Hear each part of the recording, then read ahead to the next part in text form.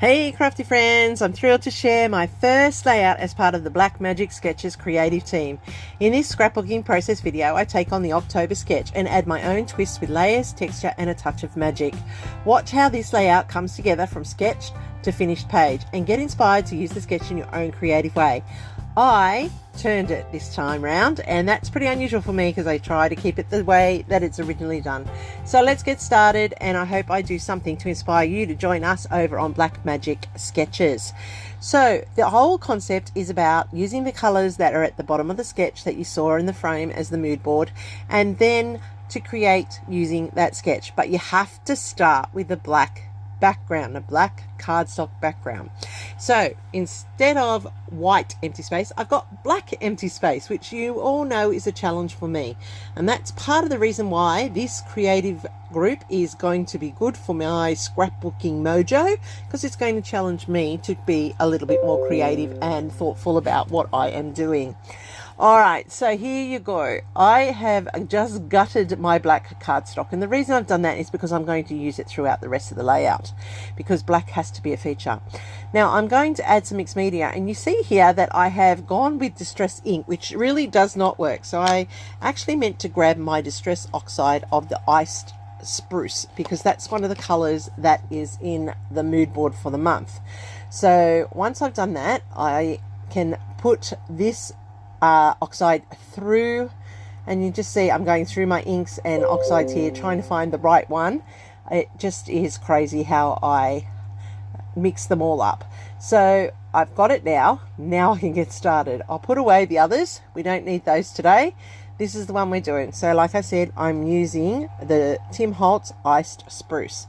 So I'm going to put this through this stencil, starting again with the it's sort of like a knit weave, or a, like, I think it looks like tire tracks, which is the purpose I was going for this, because it is going to be around my son's car and my two boys, so I thought it tied in nicely for the feel that I wanted for this layout. Next, I am going to fussy cut out the Jeep on this one, and I am leaving it in and showing you how I fussy cut it out. I'm doing it roughly first. I am then also going to cut out the front on view, which is American because it's on the wrong side. Actually, yes, it is. It's on the wrong side to us. It's on the American side, but that's okay.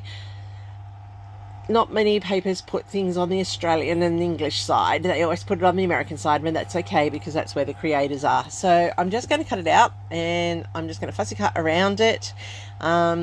You know, because in Australia we drive on the opposite side, and that causes some confusion for some people when they come to our country. And likewise, when I went over to America, it took a little bit of getting used to drive on the wrong side of the road and turn into the wrong side of the road, which is really strange. But anyway, coming off topic here, I'm fussy cutting out these two cars because I'm bringing in the orange from the mood board, and I'm also going to use them on the layout. Now I do cut out this tire there, but I end up not using it.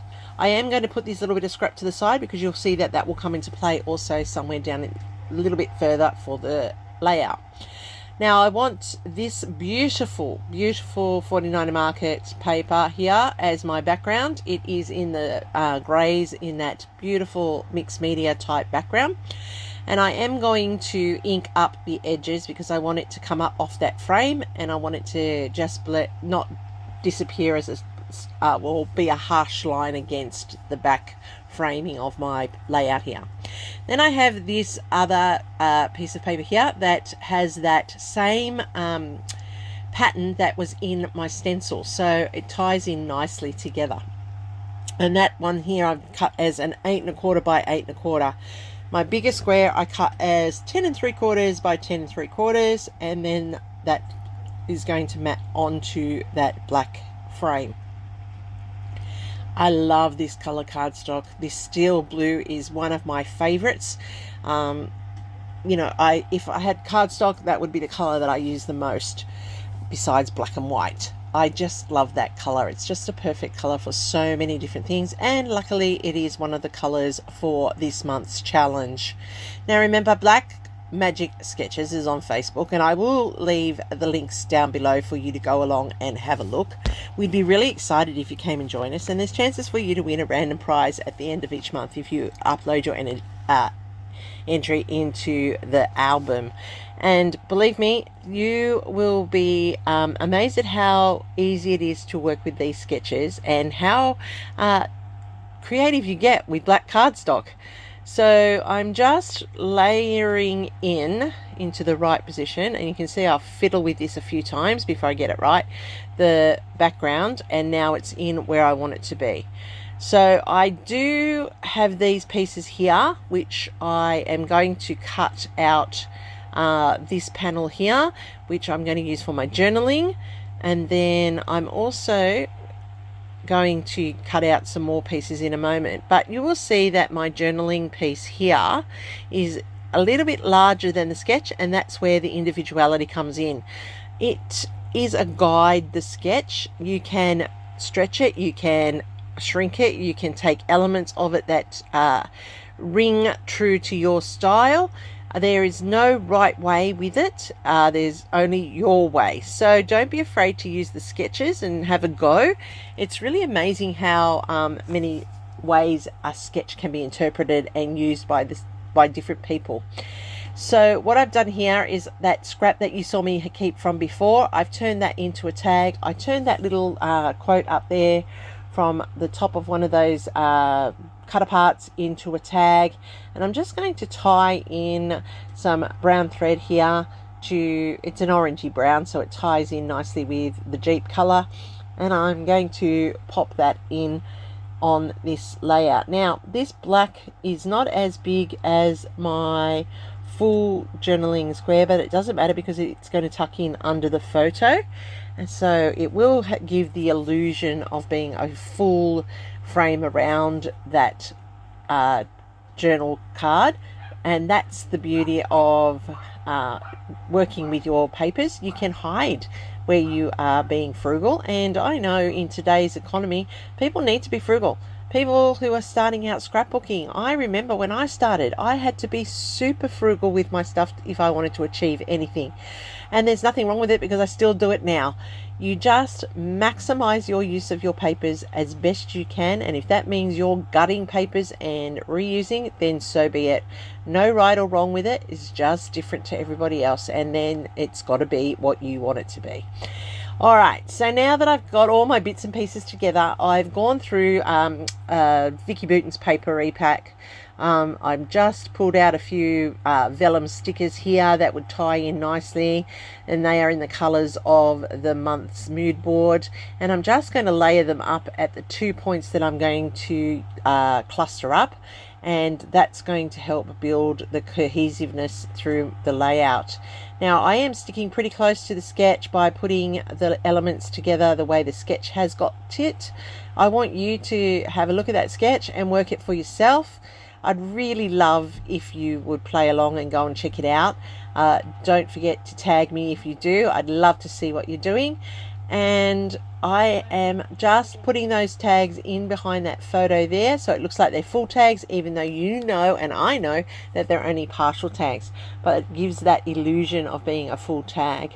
I'm going to put the journaling card in there, like I said. Now mine is bigger than the sketch, but that's okay because this is my one and this is how I've interpreted it.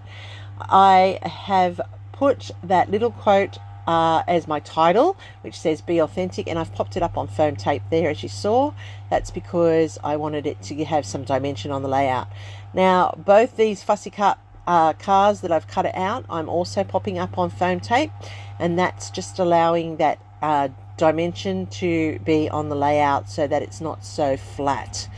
I do love a good lumpy bumpy layout, I must admit. So now that I've done that, I can now go in and add in the rest of these vellum stickers, and I'm doing them like grease spots, as opposed to paint spots, and I just like how it's adding into the layout. And then I am going to put these stickers.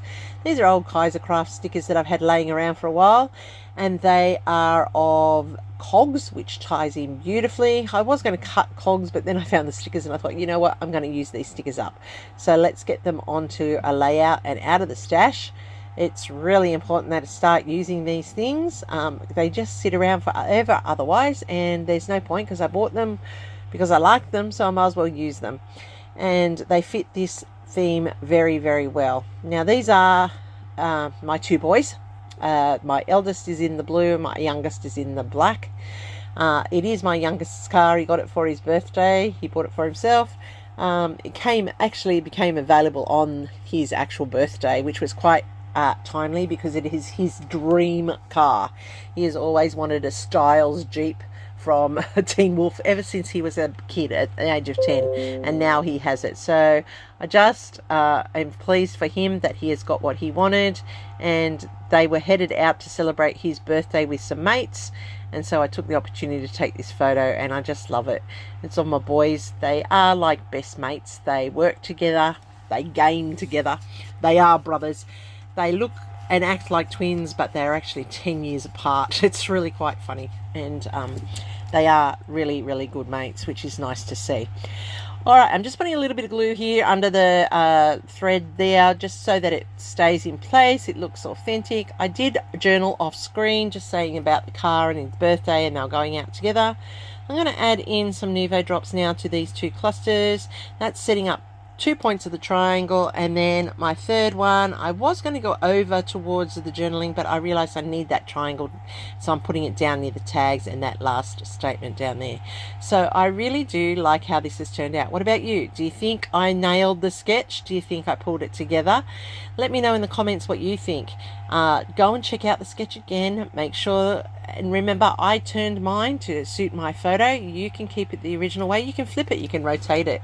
Whatever makes it easier for you to use that sketch, have a go. Remember, the only thing is you need to start on black cardstock, and you need to include at least 2 of the colors from the color frame at the very beginning, the mood board. So I'm just adding in some weathered wood spritz, and that's giving me my splatters, and there's my layout, and I do like how it turned out. I'm happy with it. What do you think? If you like it, give me a thumbs up. Don't forget to hype the video if you really like it. And YouTube loves it when you interact and send me a message so I can reply back to you, and I always get back to you when you do that. So please just take 5 seconds, even an emoji. All that interaction is really, really important on YouTube, and I appreciate your time. If you're new to my channel, I hope I've done enough to earn a subscribe from you. If you're one of my wonderful loyal people who keep coming back and watching, I hope I've inspired you to get creative today. This is the layout. Look at it. I love the dimension. I love the detail. You can see all the bits and pieces that have come together to create it. I've managed to nail each of the colors on the mood board, and I started with black cardstock. That's amazing. So stay creative, friends. Here's my next video for you, and I'll see you over there real soon. And don't forget, details for black sketches below.